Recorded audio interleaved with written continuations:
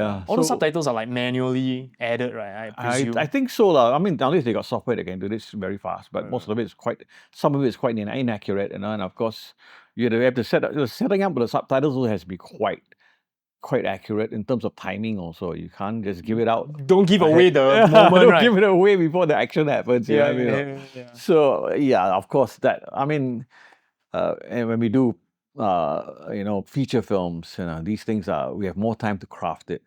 And that the beauty is in the craft, and I just like for me, for one film, it takes about ideally it takes about 3 months.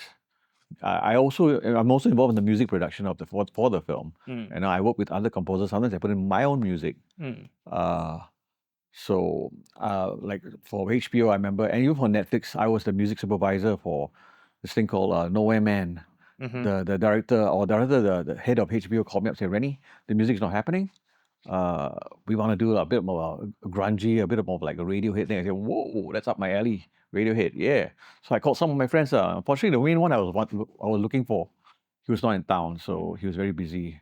Anyway, I managed to get a few musicians on board, and we did what they wanted.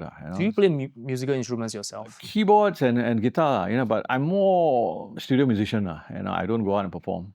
Oh, right. Yeah, I like as a sound designer, I love experimenting with sounds. I'm always, getting new sounds. And so you're like a recording engineer, you also design the sounds. Yeah. And then if some part need you to play, then you just fill it up. Well, it's really like everything, Everything. I mean, these things over the years, when I first started, I was just basically an audio engineer. Right. Then I moved into it because, the fortunate thing about my career is that, my career spans like 20 to 30 years. I mean, when I first started, this industry was non-existent. Yeah.